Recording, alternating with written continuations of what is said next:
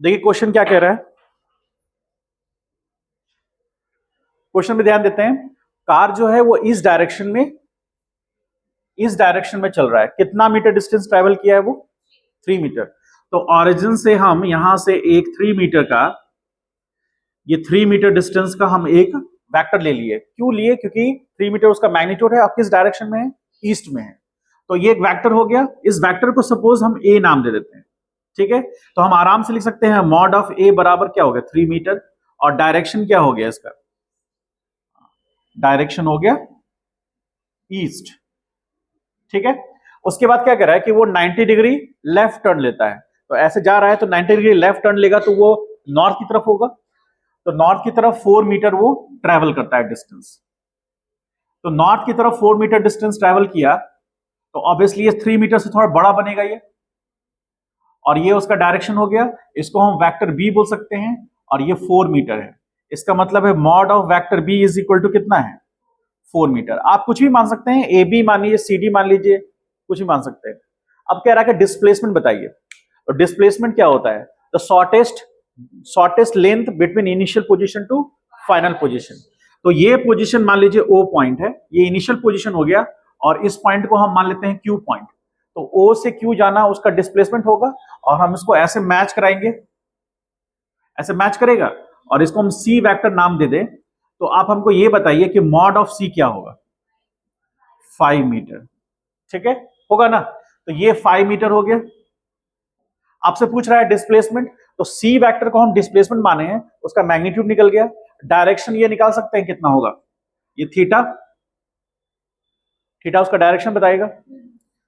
कुछ याद है? ट्रायंगल टाइप का कुछ बनाए थे हम लोग, कुछ रिवीजन में याद हो तो बताइए। हाँ, तो इसमें कौन सा फॉलो होगा? ये थीटा। बताइए। जैसे थीटा क्या होना चाहिए ताकि tan थीटा बराबर 4/3 हो जाए?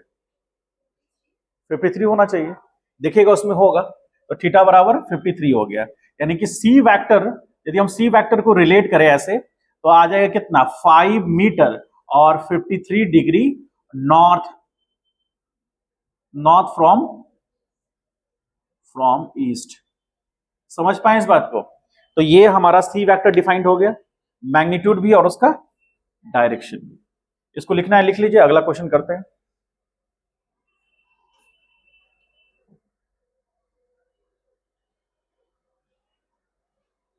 लिख लीजिए। हाँ,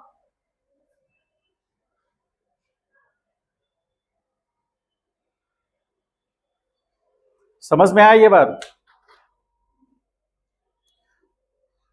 और ट्रायंगल लॉ के बाद इस क्वेश्चन को इसलिए बनाया क्योंकि इसमें भी एक ट्रायंगल फॉर्म हो रहा है ना।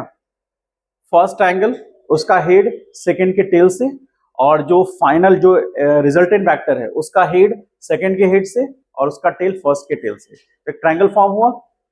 इस तरह से हम लोग डिस्प्लेसमेंट में निकाल पाए, क्योंकि डिस्प्लेसमेंट क्या है? कैसा क्वांटिटी है? वेक्टर है। और किस किस चीज पर डिपेंड करेगा? Initial position as well as final position, दोनों पे डिपेंड करेगा। चलिए एक क्वेश्चन लिखिए। A bike is moving for 5 meter distance. A bike is moving for 5 meter distance, 30 degree north of east. 30 degree north of east. Then it turned 120 degree to the left. Then it turned 120 degree to the left, and again traveled 5 meter distance.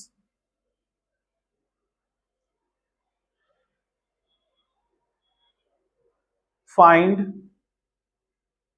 the displacement covered by the bike. Find the displacement covered by the bike.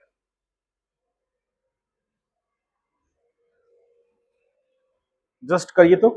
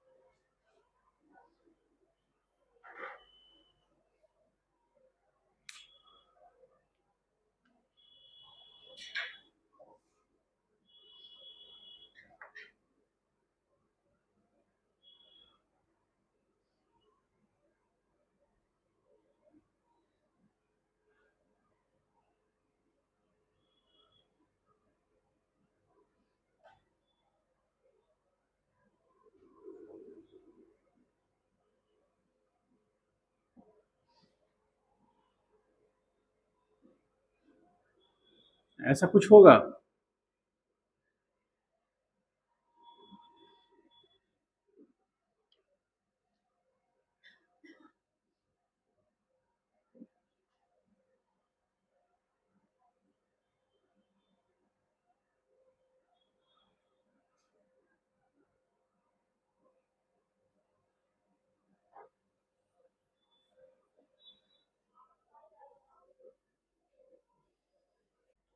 क्या सही है ये, बताइए। तो 5 metre distance cover करेगा वो किस direction में, नॉर्थ में, ठीक है। यदि डिस्प्लेसमेंट वेक्टर लेंगे तो उसका मैग्नीट्यूड डिस्टेंस रिप्रेजेंट करेगा, सही है।